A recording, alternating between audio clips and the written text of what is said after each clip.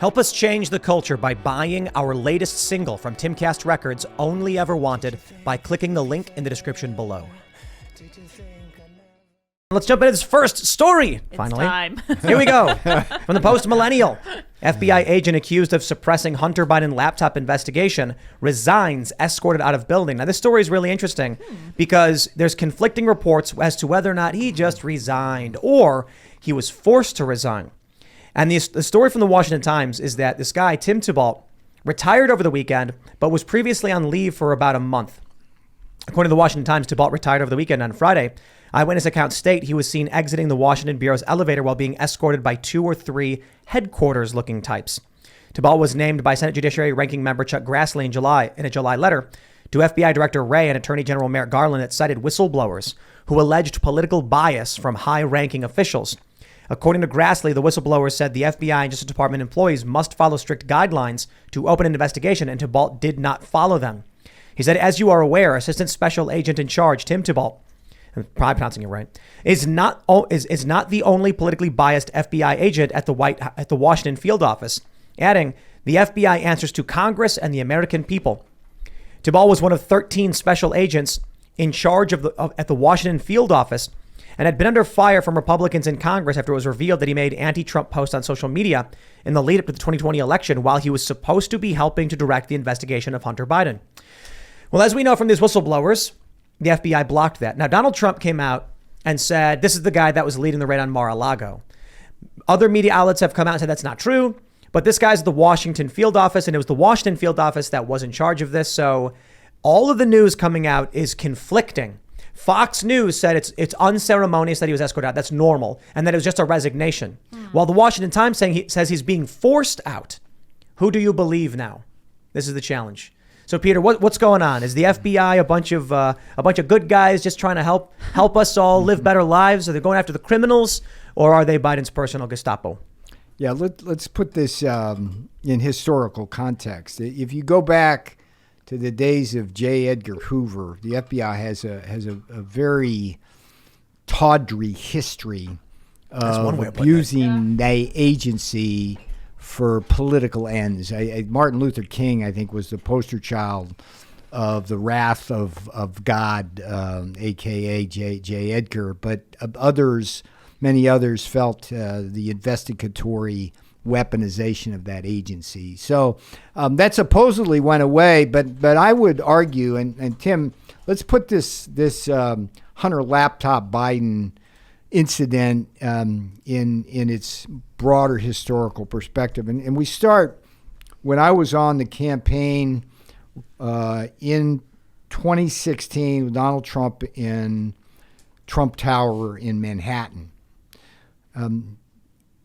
Prior to the 2016 election, the so-called Russia hoax began. The Russia hoax is a discredited Russia hoax, which was supposed to somehow tie Trump as some kind of puppet of Putin, right? It was a Democrat operative funded by Hillary Clinton that got it started, but it was the FBI, agents like Peter Strzok, Lisa Page, Comey himself, others.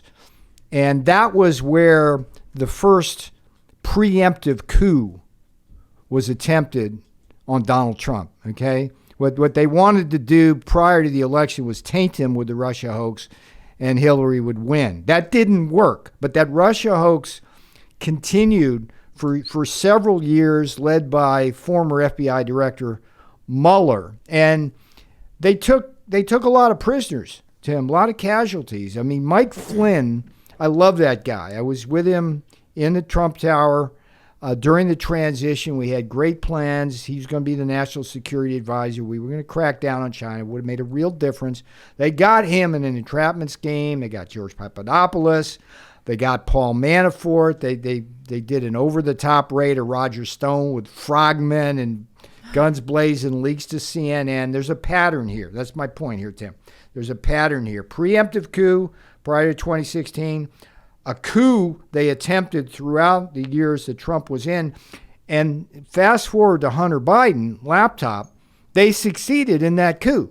If you believe two things. One, Mark Zuckerberg says the FBI told him to suppress any information about the Hunter Biden laptop prior to the election.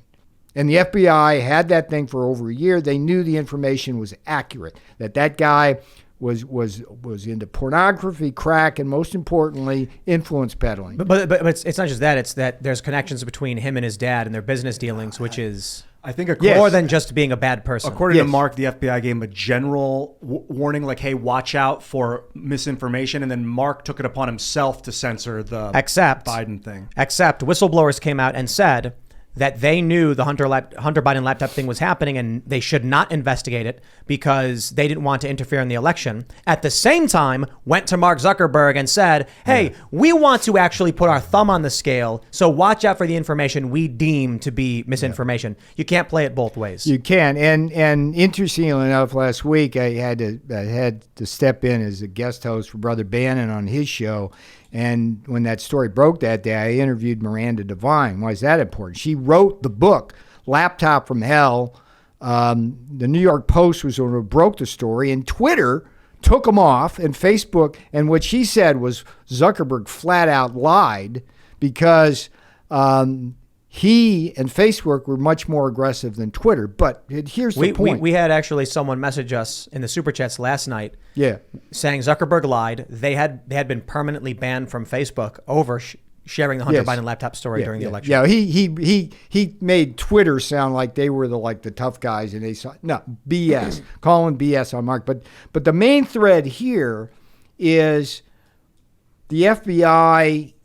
I see them as an insurrectionist, okay? Think about this. And if you look at Webster's dictionary, an insurrectionist is armed people who are trying to overthrow the, quote, constituted authority, okay? Trump was president. For 4 years, armed FBI agents in the executive suites and down tried to overthrow Trump, and they succeeded. Well, now they succeeded. The polls here, Tim. You know what the polls say about Hunter Biden laptop, right? Rasmussen, I think it found 7% of people would have voted for Trump had they known about this. Yes. So Trump should be in the White House. But what do you think about the FBI going after Hillary Clinton's emails? Because the argument that the left makes is that, well, if Comey hadn't done the investigation over her emails, she would have gotten the same bump, and she would have won. Well, in the dual system of justice, I'm the guy in leg irons. Trump's the guy who has a raid on Mar-a-Lago despite cooperating with the National Archives of all incredible, things. And Eric Holder, who was the Attorney General under Obama, who killed people with his operation down in Mexico with gun running. He was charged. They recommended the same charge for him as me. He went free. Hillary's free. Peter Strzok's on CNN making 6 or 7 figures, and that was the SOB at the FBI in the top executive suites, who was directly responsible for manipulating information to perpetuate the Russia hoax. And so to finish the thought, it's like, now we have another preemptive coup. We had one in 2016 that failed. We had an actual coup by the FBI that succeeded because they suppressed the Hunter Biden information, which would have swung the election to Trump. And now we have another attempted preemptive coup at Mar-a-Lago, trying to stick him with a criminal charge that would prevent him from running. So the question here is, to this news point, is this one guy, how many bad apples are in that bunch? And I go back 13. 1,000, 2,000. I mean, how many? I go back to why I'm here in a little way. Taking Back Trump's America book's mission is to get control of the House of Representatives in November so that we can start issuing the subpoenas to the FBI, the Department of Justice, the National Archives, and find out just what exactly is going on. Who's calling these shots? Who decided to go down to Mar-a-Lago when the guy's cooperating with him and go down there with armed agents and steal boxes? What did Kash Patel say? What did Kash Patel say? He thinks that the boxes they took are related to some of the cover-ups inside the FBI related to the Russia. Well, so this is my understanding. Plausible. The affidavit said that they recovered 15 boxes, I think they seized 11 packets of documents or something like that. Correct me if I'm wrong, Hannah Claire. It said that Donald Trump was instructed that he had boxes that may contain classified information by the National Archives. So he then sent those boxes. Oh yeah, here you go, take them. The National Archives took them, went through them, and found newspaper clippings, personal memos from the president, and some classified information spattered among these boxes. Then sent a message to the FBI saying, hey, look what Trump had. And the FBI said, sounds like he's got more, probably. Okay, got a warrant on those grounds. And the warrant said from the first day to the last day of his presidency. And then they went in, searched through the house, took more documents. Yeah. So Cash thinks the documents they took were related to Russiagate. Yeah. And that, I mean, this is a crazy movie-esque story, if this is really how it played out.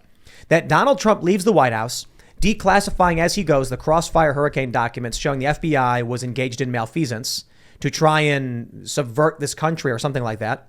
And then while, for whatever reason, Trump's holding on to these documents, not publishing them, they realize he's got them and they need an excuse to go in and take them, which is why they needed a broad search warrant that said from day one to the last day, which is insane.